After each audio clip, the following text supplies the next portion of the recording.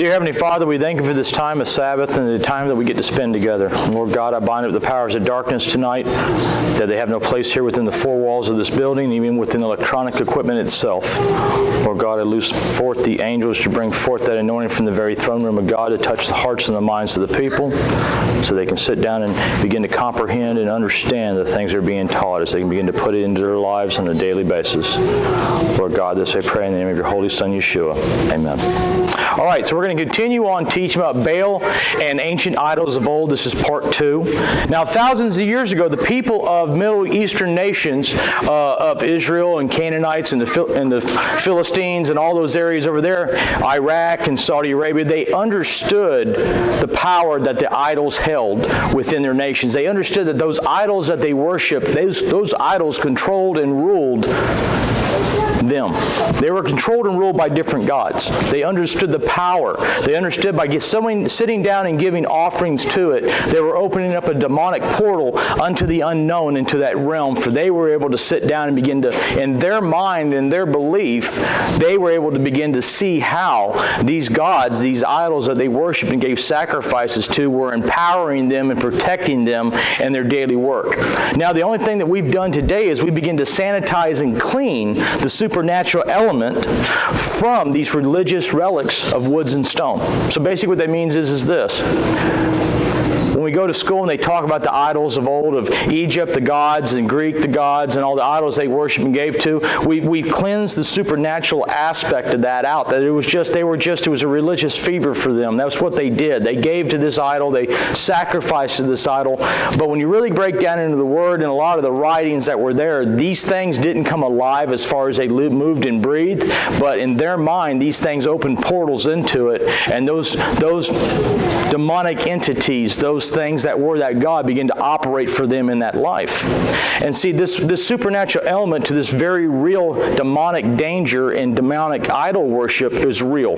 And that's the things that we have to begin to realize that was happening on here, and why God was so far against it and so much against it. And we'll look at Deuteronomy 32:16 and begin to start there for tonight. And they provoked him to jealousy with strange gods, with abominations provoked him to anger. They sacrificed unto devils, not to God, to gods whom they knew not, to new gods that came newly up, whom their fathers feared not. Of the rock that begot thee, thou art unmindful, and hast forgotten God that formed thee. And when the Lord saw it, he abhorred it, because of the provoking of the sons and of his daughters. And he said, I will hide my face from them, and I will see what their end shall be, for they are very froward generation, children in whom there is no faith. They have moved me to jealousy with that which is not God. They have provoked me to anger with their vanities, and I will move them to jealousy with those which are not of my people. I will provoke them to anger with a foolish nation. Now the phrases, what is no God and worthless idols, which when you get into the King James Version versus the Jewish Bible, those words, what is no God and worthless idols, is used on multiple occasions. And it is also found in other parts of the Old Testament and in also parts of the New Testament. And what is taking place here is happening within the supernatural realm, dealing with idol worship. Because again, these are living, in their mind, they are living, breathing entities. These things are the intermediary between them and the demonic forces in that portal into which it is that many of them had seen and operated within. And if they had personally not seen, their forefathers had seen. This is why they knew how to create certain things to make it look certain ways in order for it to replicate that demon or that entity or that Elohim or that fallen angel as best as possible. Now Moses was beginning to try to show the people that these pretending gods were really demons. They were part of a different force. And since they were the enemies of Israel, he was trying to tell them it was great madness unto them to worship these entities. Now Leviticus 17:7, and I'm going to read from the Jewish Bible because it makes much more sense within the context of what I'm teaching. And they shall no longer slaughter their sacrifices to the satyrs, after which they stray, afraid. They should be an eternal statute for them for all their generations. So what was a satyr? One of a class of lustful, drunken, woodland gods.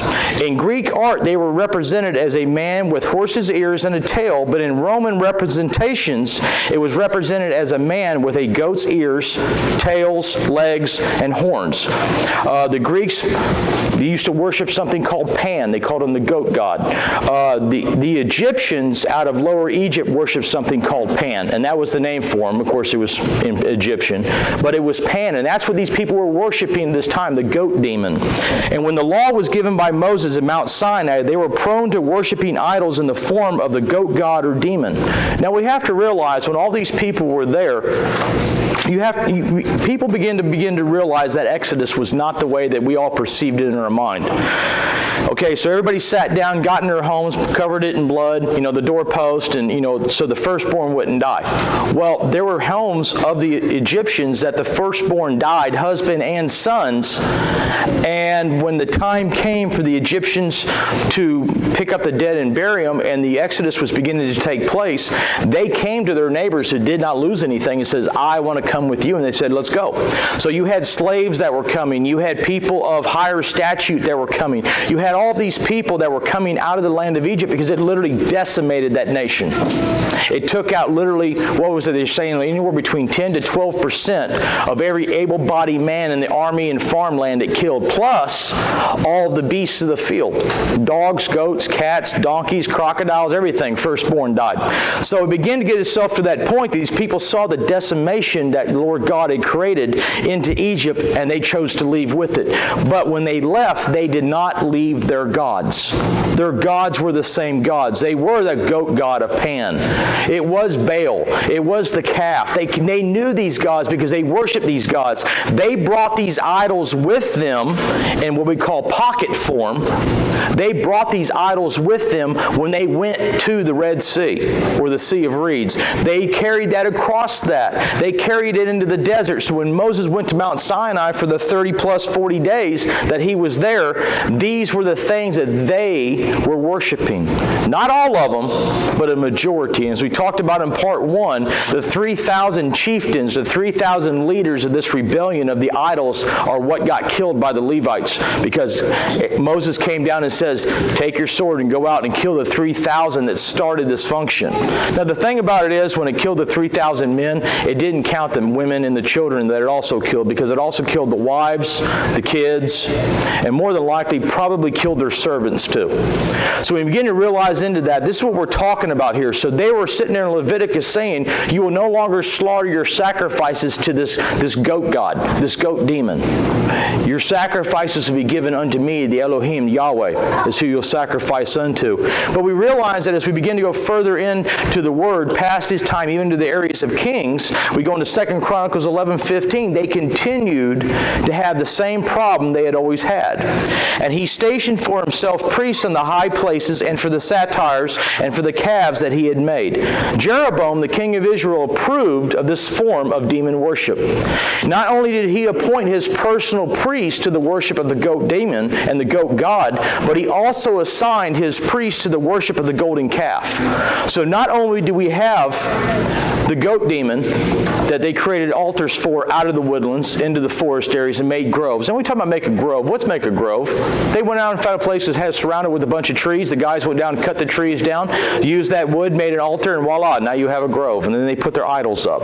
So not only did they have the goat god, but they also had the calf god again from the time of Exodus 32. So again, Israel, being hard-headed, just like us today, learned very little because they were doing it again.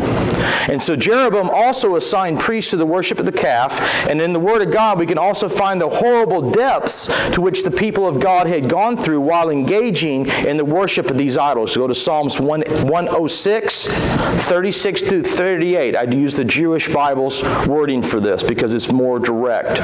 They worshiped their idols, which became a snare for them. They slaughtered their sons and their daughters to the demons. They shed innocent blood, the blood of their sons and their daughters, whom they slaughtered to the idols of Canaan, and the land became polluted with the blood.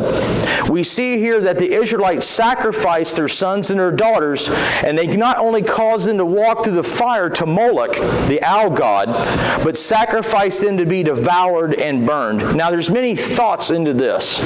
And when you begin to read into it, there's actually thoughts into this when it talks about they cause their sons and their daughters to be walk through the fire and to be devoured. They're thinking human sacrifices into the realm that they actually ate the bodies. There's actually suspicion of that in certain parts of this, of the sacrificing of it to the gods. Just like when there was a part of it where they would burn the pig up and they ate the sacrifice. That's part of that too. Now again, there's many split thoughts on this between theologians. Did they really do or not do? We really don't know because everybody's cleansed it so much to make it so palatable, so it becomes so easy for us to involve ourselves into it again that we may never know. But let's put it this way. They caused their sons and their daughters to walk through the fire. Many times they did not slit the throat. They made them literally walk alive into the fire. So begin to think into these ways that these idols, these demons, this entity into that spiritual realm was being appeased. So as we begin to go forward more, you'll understand more into this. Jeremiah 7:31. And they have built the high places of Topheth. Again, this is Jewish Bible, which are in the valley of Ben Hinnom, to burn their sons and daughters with fire, which I did not ordain, neither did it enter my mind. Now this is what God is speaking unto Jeremiah. So the Israelites mixed themselves with the heathens that they had spared, sometimes by accident, sometimes by treaty, whom they were supposed to have destroyed. There was a reason God said, go out there and kill them all. So we did not have this problem again. And then they begin to learn from being amongst them. They lived with them. Many of them intermarried with. They had concubines with. The worst case scenario, you had the Samson deal. They joined the local whorehouse and had a weekly, punch ticket, I guess. I don't know how he did it. And they begin to do as they did. And they begin to walk within the vanity of the mind of the heathen. Then they were enticed to serve the idols of the heathen. And at last they were enticed to sacrifice their sons and daughters to the demons of that idol into which it was that they were worshiping. Now it is at the acts of the Israelites, how is it any different of what it was that they were doing in their time than what we are doing in our time? But see, we're more sophisticated. We're more Norman day. We have computers, we have internet, we've had the ability to sit down and cleanse all of the spiritual relics and all the spiritual rigmarole of what it was, and we've cleansed it down to the point that we're still worshiping idols and we're still sacrificing our children's out of the mother's wombs upon the altar of convenience. All we've done is sacrificed and sanitized the process a bit. See, an idol is a concept, desire, possession, or philosophy that vainly sets itself upon the temple of our mind and the places above God. 2 Corinthians 10:5, and we all know this set of verses. Casting down imaginations and every high thing that exalteth itself against the knowledge of God, and bringing into captivity every thought to the obedience of Christ. This type of idol worship will grow more and more as we get closer to the time of Yeshua's return. 1 Timothy 4:1.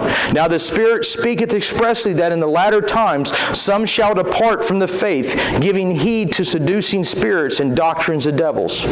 The difference is the Israelites killed their children in the name of culturally accepted practices and for nothing more than convenience. And when I begin to teach into this in the later parts of this thing, you begin to understand why they did it. They had their own form of abortion, the way they operated. See, abortion today is nothing more than sacrificing our children to idols in the name of cultural accepted practices and for nothing more than convenience. The goat demon idol, sexual perversion, and child sacrifice becomes increasingly connected as we dig further into this teaching as we're going into it.